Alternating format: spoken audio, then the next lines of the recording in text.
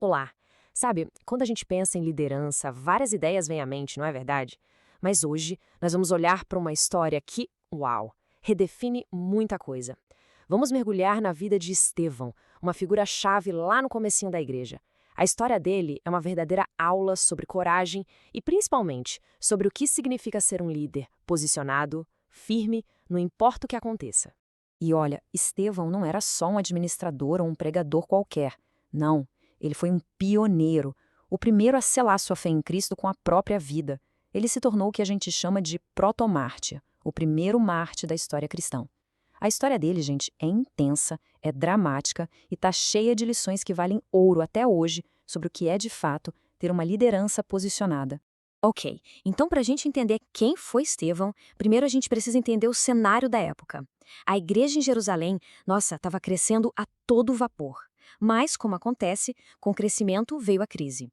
Começou a surgir uma tensão, sabe? Uma murmuração, um conflito entre os crentes de origem hebraica e os helenistas, que eram judeus, mas com uma cultura mais grega. E esse conflito interno estava ameaçando a unidade da igreja logo no comecinho dela. E é bem aí, nesse ponto de ebulição, que o nome de Estevão aparece pela primeira vez na Bíblia. Os apóstolos, percebendo o problema, disseram: olha, precisamos focar na oração e na palavra. Vamos escolher 7 homens de confiança para cuidar das necessidades da comunidade. E adivinha quem foi o primeiro nome da lista? Exatamente, Estevão. Isso já diz muito sobre a reputação que ele tinha, não é? Foi escolhido para servir bem no olho do furacão. Tá, mas por que ele? O que fazia de Estevão a pessoa certa para essa missão tão delicada?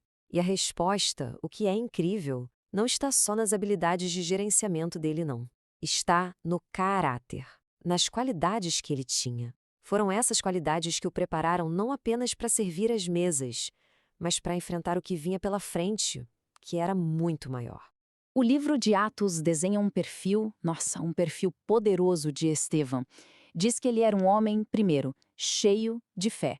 O foco dele estava totalmente em Deus. Segundo, cheio do Espírito Santo, o que dava a ele uma força que vinha do alto. E como resultado direto dessas duas coisas, ele era também cheio de graça e cheio de poder. Uma coisa leva a outra, percebe? E é importante a gente parar um pouquinho aqui. O que significa isso, ser cheio de graça e poder?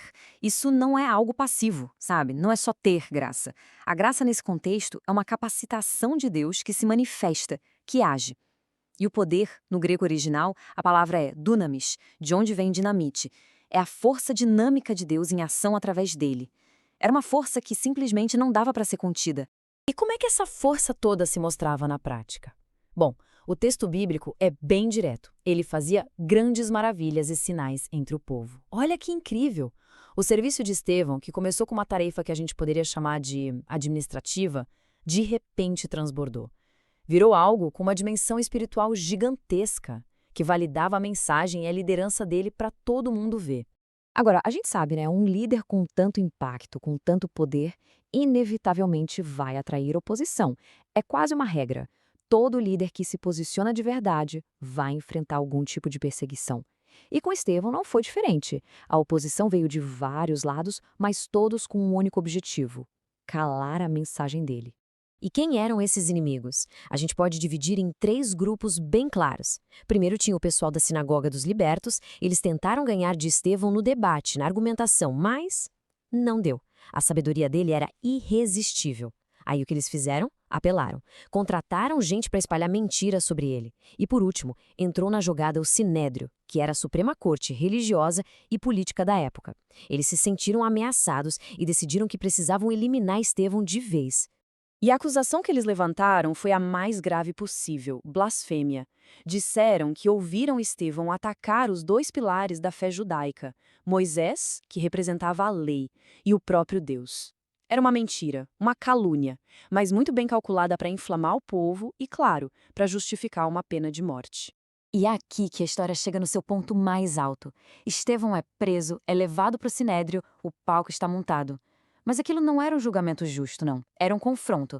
De um lado, a verdade do evangelho. Do outro, todo o poder religioso da época.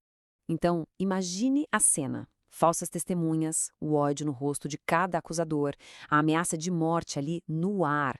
Como é que um líder se posiciona numa hora dessas? Como Estevão reagiu?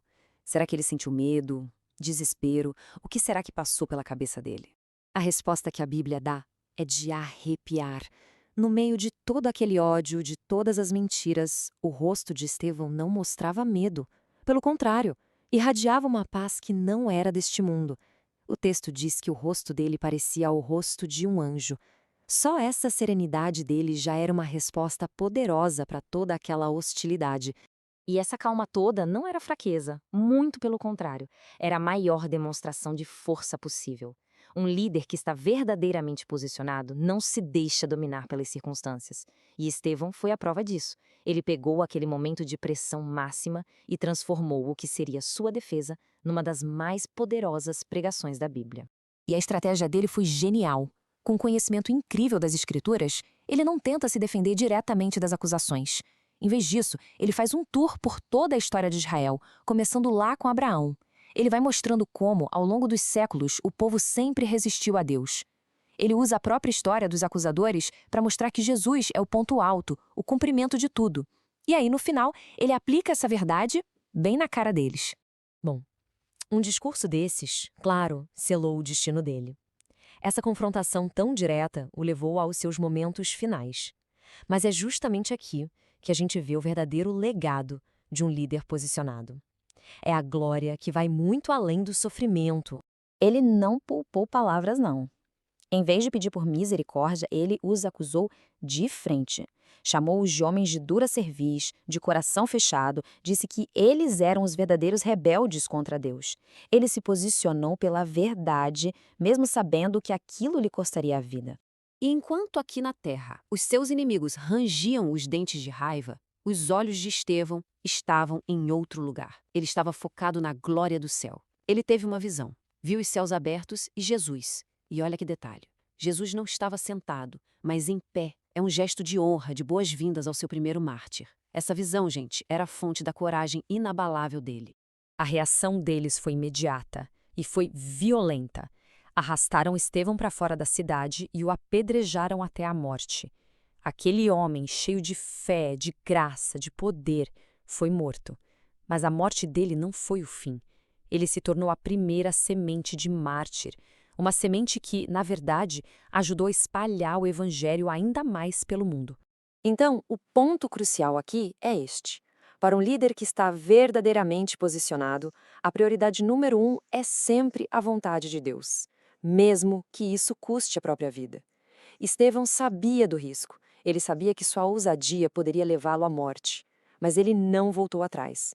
Ficou firme na verdade, porque tinha certeza de que nada, nem mesmo a morte, poderia separá-los de Cristo. E a história de Estevão, ela deixa uma pergunta ecoando até hoje para cada um de nós. No nosso mundo, cheio de pressões de todo tipo, sociais, políticas, religiosas, onde a oposição à verdade aparece de tantas formas diferentes, como é que um líder, um cristão, se posiciona?